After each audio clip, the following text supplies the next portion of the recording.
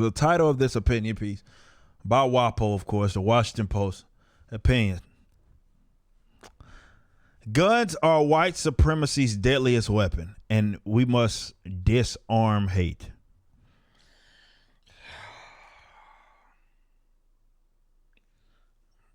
So you read that title. I mean, all titles, they're supposed to get you reeled in, right? They're supposed to get you reeled in. This is here's the caption of this photo. The Trump supporter has I don't know what this has to do with guns or anything, but he has a Confederate flag, and he's at the Capitol. But apparently, this has something to do with guns, though basically all of them, for the most part, were unarmed during this coup or siege. But you know, it goes to show how they want to blur the lines, right? They just want to label everybody that they can as bad people. And of course, they've moved yet again back to the whole gun ownership thing. Let's read. The Rev Sharon Wisher. This is a reverend, I guess. A volunteer of Moms Demand Action. Oh, God damn. Of course. The defining photograph of the attempted insurrection, so that's still what they're still running with, that a bunch of unarmed grandmas and dude bros walking in single file line through velvet rope is a siege and a coup and an insurrection. That's what they're still running with. Still about, I mean, now we're in February, but this was wrote by the 31st, or on the 31st of January. So they're still running with that of a man strolling through the broken, yeah, because that's just what people during insurrections do, just stroll through the Capitol walls casually with flags. That's just kind of what they do. Just casual strolls, no weaponry or anything like that. They really wanted this to be something that it wasn't. But here we go. It says, amidst the smashed windows and assorted rubble. Basically, people flipped tables a little bit, broke a couple of windows, and kicked their feet up on Nancy Pelosi's desk, which was a failed coup. It's rubble from a failed coup. Bunch of, again, unarmed people that probably have guns at their houses, and are gun owners. Probably left it in the car on the way to the front of the Capitol building. Proudly brandishing a Confederate flag. Brandishing, that's the term. Like, you see the kind of terms these guys use? That's the term they're using. Flag on a soldier hoping to overturn an election decided largely. Bro, we're not even a paragraph in. I mean, we're talking Stretch Armstrong, Mr. Fantastic levels of reaching, Plastic Man level of reaching, bro. Like, holy shit. Like, the first sentence is just, just reaching all over the damn place. Insurrection, brandishing, overturn of the election, decided by black voters. Like, god damn, man, like, unbelievable. It is an image that tells a story not only of the January 6th or the Trump presidency, but also all the steps that led to the moment, the whole history of hate in America captured in one frame. For me, the echoes of that picture reverberated back nearly 6 years to the day my mom, Ethel Lee Lance, was shot and killed while praying in a Charleston Emmanuel Church. So the Charleston shooting with 8 other black Americans, including 2 of my cousins. Now, again, what the hell that has to do with anything? Where I guess we're going to find out.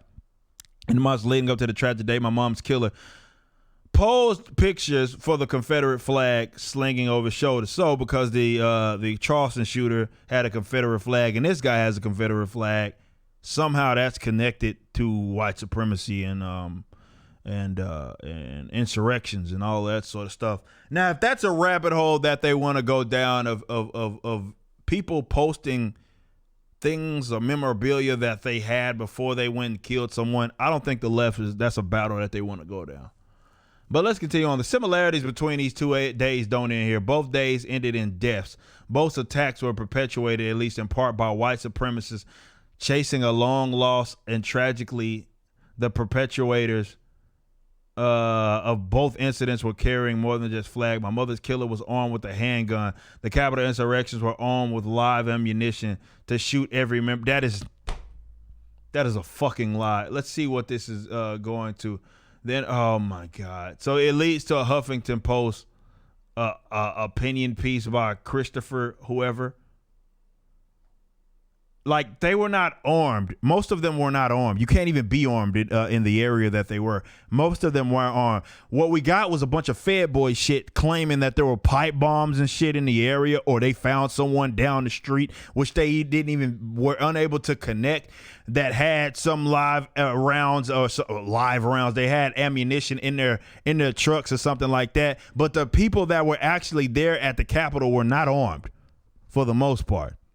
They're just literally making shit up. My mother's killer, blah blah blah. Live with enough live ammunition to shoot every member of the House and Senate 5 times. It's fucking fake news. This deadly connection between white supremacy and guns runs throughout history. In 1866, the Confederate loyalists stormed the Louisiana conviction, murdering at least 34 black Americans in an attempt to block suffrage for freed slaves. So what they're trying to conflate is people getting shot with white supremacy. Now, I'm going to keep reading, and I'm willing to bet she doesn't go as far back as she needs to talk about that, because we're going to discuss it, bet you bottom dollar. In 1898, an armed white mob, so basically armed people equal white supremacists, is the connection that she's making. If you're armed, white supremacists, because people get shot and people die there for white supremacy. In 1921, mobs of armed white residents in Tulsa attacked a black neighborhood, murdering as much as 300 Tulsans. We know about Emmett Till. So she's going through these instances where actual people that were maybe fueled by racism shot people, and therefore white supremacy and gun ownership is what she's trying to blur the lines, which is what they often try to do. Simply put, the Confederate flag is a primary symbol of white supremacist hate. And the gun itself is its deadly weapon. We have begun a nation to slowly address the problem of Confederate blah blah blah. This fake bullshit with the unfortunately they're still talking about NASCAR and all this other stuff. But the truth is that taking down symbols of hate means very little unless we also disarm people who are inspired by them. And on that front, our nation has lagged woefully behind. We failed to pass as many significant federal gun safety bill in the 25 years. We've also armed extremists and brandishing long guns at state capitals and intimidate peaceful protesters. What's this about? Let's see what this is. So people that were Boston, this was funny. So that's what she's using as an example. And if you don't know, this is a story of some corny ass black dude holding a sign talking about his life matters, because apparently, y'all said it wasn't this, but I always said Black Lives Matter was this. It's a bunch of corny ass white leftists and black people trying to convince other white people to accept them, which is what losers do. But this is a video of people, which amidst all this other shit that was going down back in June, post George Floyd. Anyway, all of these protests that were happening when people's property were getting damaged. So what happened was people in their own personal neighborhood stood outside as they knew this march was going, just to make sure these motherfuckers knew you couldn't come in here and do that shit. And that's what happened. And apparently that to her is an example of trying to intimidate people with peaceful protests. It's like the shit's only peaceful until it's not peaceful. So what they did, which was made a lot of sense when you consider the track record that was happening around the same time, right? That they wanted to protect their places of living, right? It's a fantastic idea. One of those gaps led to the Charleston loophole, led directly to the death of my mom. Purchased a gun he was legally prohibited from owning. Charleston loophole. Pretty sure this is just some fake news bullshit on background checks. We'll read that later. So I share my story today alongside members of Everytown Survival during National Gun Violence to ask, as we reckon with hate in America, we also take action to disarm it. So I'm glad that they're being open with it, right? That they do want to disarm you. So all that bullshit that they talk about, nobody's trying to take your guns. That's literally what the term disarm means. So yes, they are trying to take your guns.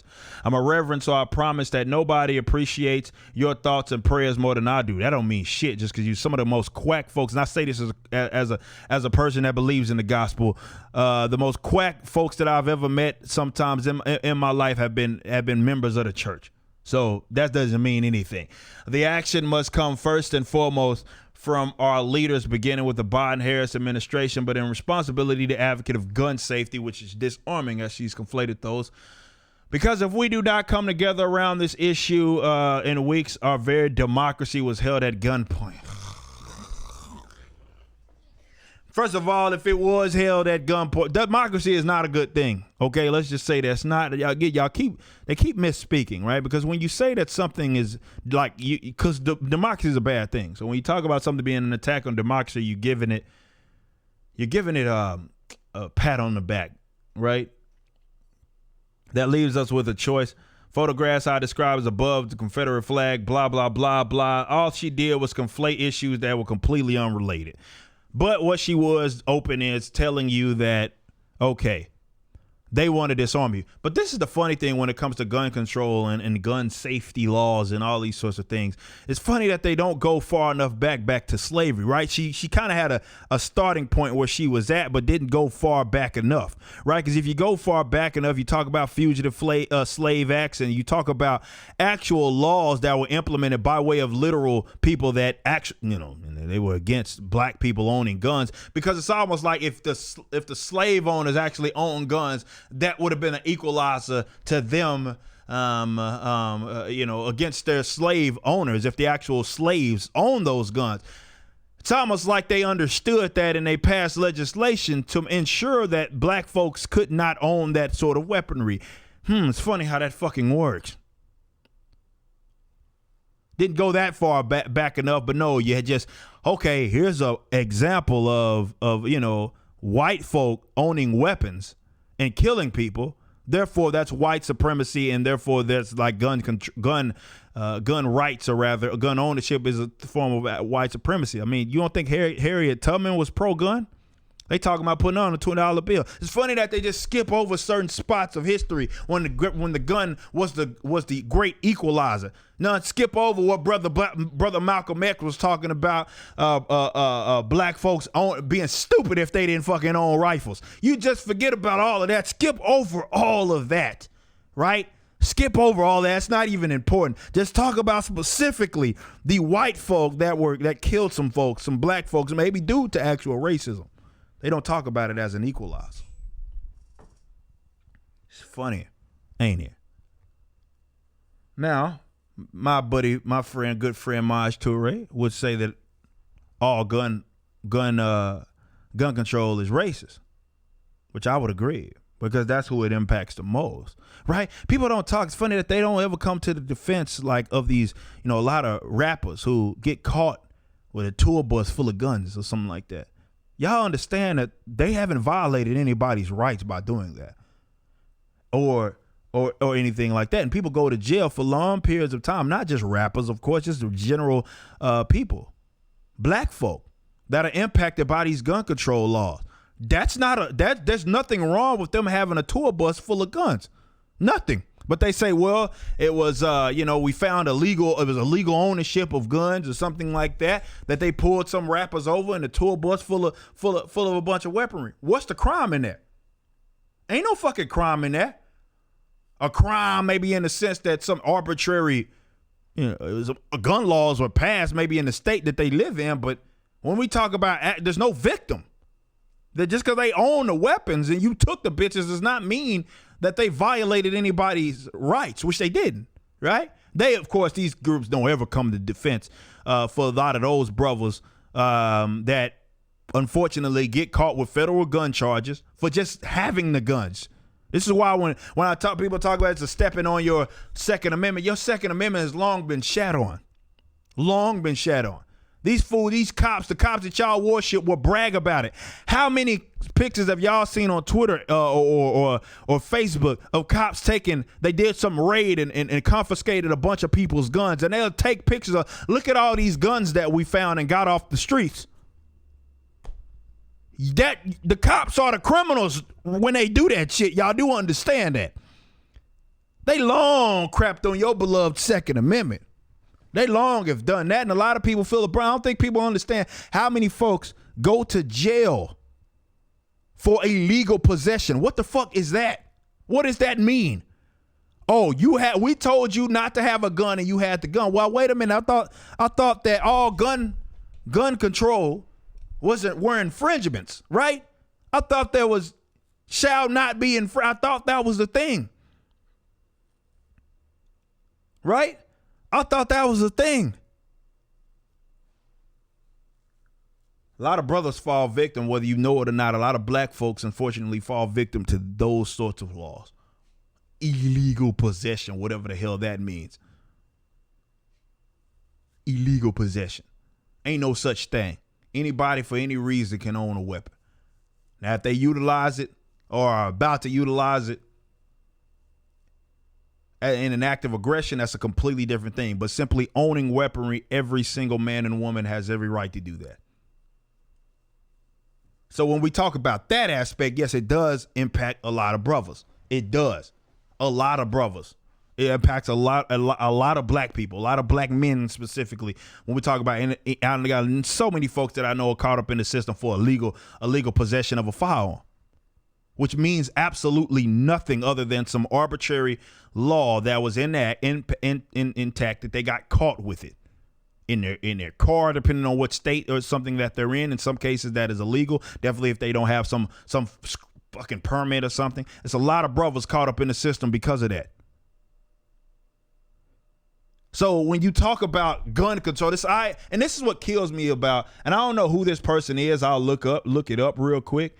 This Sharon Risher. I'm gonna look her up, see if she's what I think she is. Let's take a look. Oh my God, man! Of course, it's some light skinned.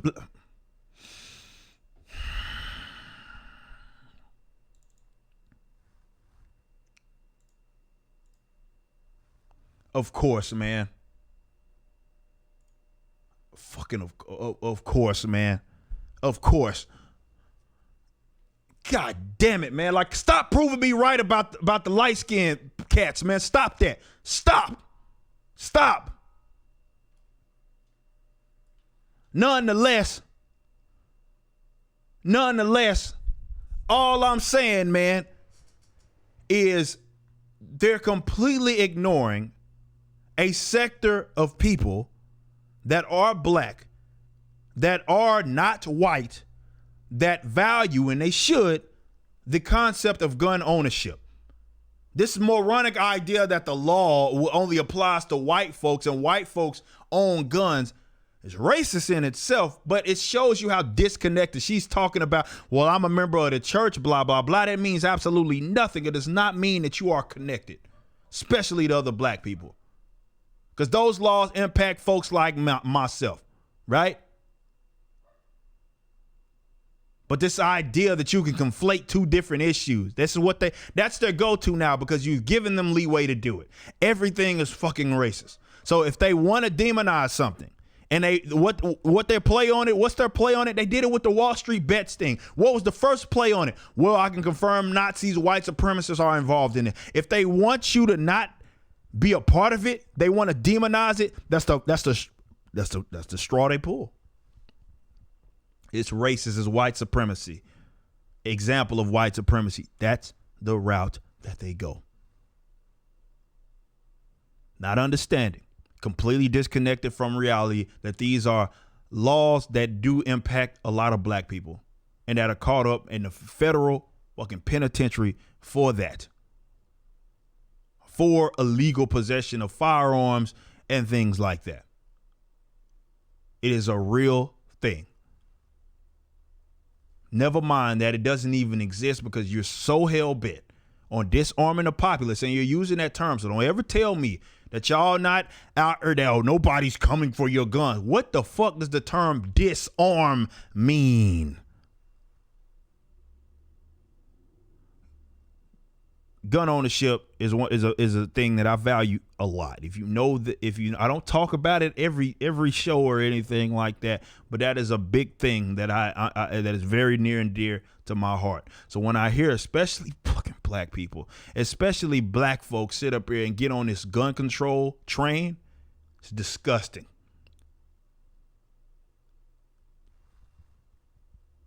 Golly, this hell. Unbelievable.